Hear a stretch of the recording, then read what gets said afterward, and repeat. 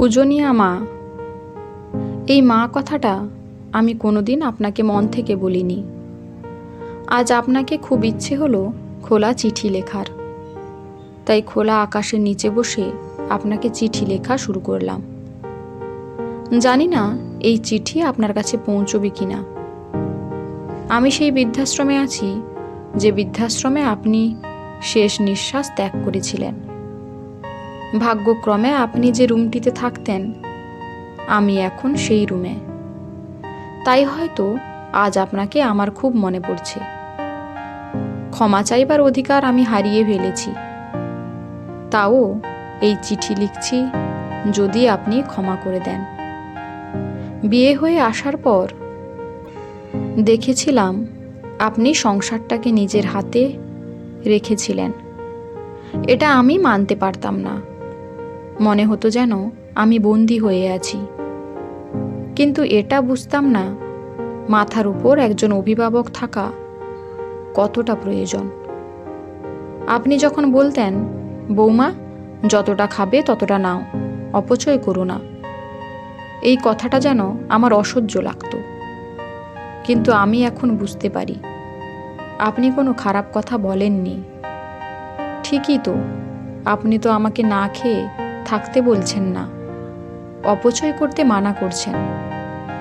আপনার হাতে যখন আপনার ছেলে মাসিক বেতন তুলে দিত, তখন আমার খুব অসহ্য লাগতো।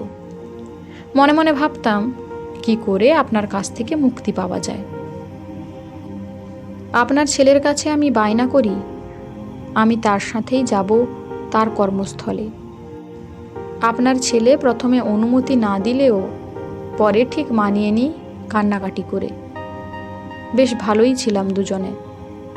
কিন্তু যখন আমি অন্তঃসত্ত্বা হই, ডাক্তার আমাকে বেড রেস্ট নিতে বলে, তখন আপনার ছেলে আপনাকে নিয়ে আসে আমাদের ভাড়া বাড়িতে। আপনি বাড়ির সব কাজ করতেন, আমাকে সেবা করতেন, তাও যেন আপনাকে আমার ভালো লাগতো না।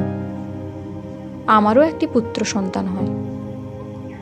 আমার সন্তান আস্তে আস্তে বড় হতে থাকে, সব সময় ঠাম্মা ঠাম্মা করতে থাকে। আমার এই ঠাম্মা শব্দটা শুনে আমার অসহ্য লাগতো।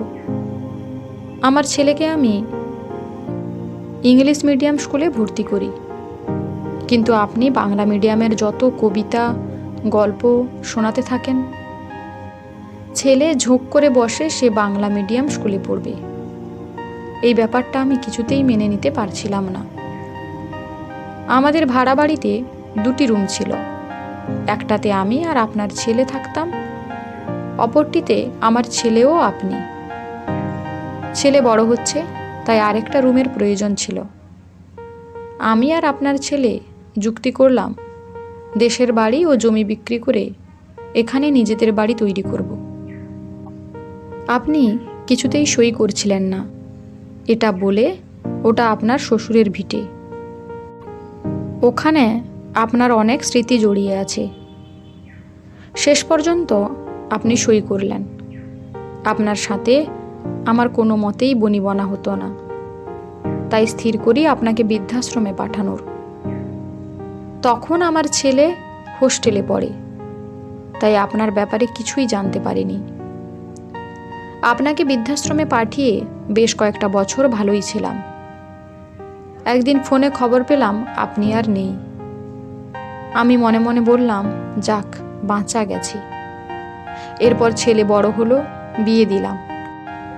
প্রথম প্রথম ভেবেছিলাম আমি তো আর আপনার মতন গেঁয়ো ভূত নই, তাই আমার সাথে আমার বৌমার বেশ মিল হবে।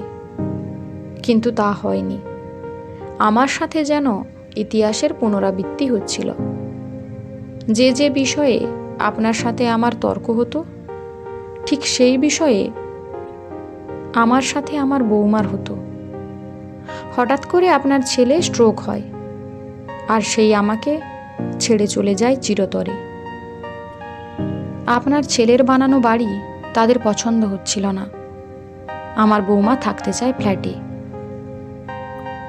তাই বাড়ি ভেঙে ফ্ল্যাট বানানোর পরিকল্পনা করে। আমাকে আমার ছেলে ও বৌমা বোঝায় যে ফ্ল্যাট বানালে তারা দুটো ফ্ল্যাট নেবে, বাদবাকি ভাড়া দিবে। তাতে অনেক টাকা আসবে। আপনার মতোই আমি কিছুতেই সই করতে চাইনি, কিন্তু আমার ছেলে কান্নাকাটি করে শেষ পর্যন্ত সই নিয়েছিল। বাড়ি ভেঙে তৈরি হলো বিশাল বড় ফ্ল্যাট। সেই ফ্ল্যাটে 2টো রুম আর একটা কিচেন রুম। আমি আমার ছেলেকে বললাম, "কি রে, আমার রুম কোথায়?" ছেলে বলল, "মা, তোমার রুমের কি দরকার? তুমি আমাদের মেয়ের সাথে মেয়ের রুমে থাকবে।" নাতনির সাথে নাতনির রুমেই থাকছিলাম।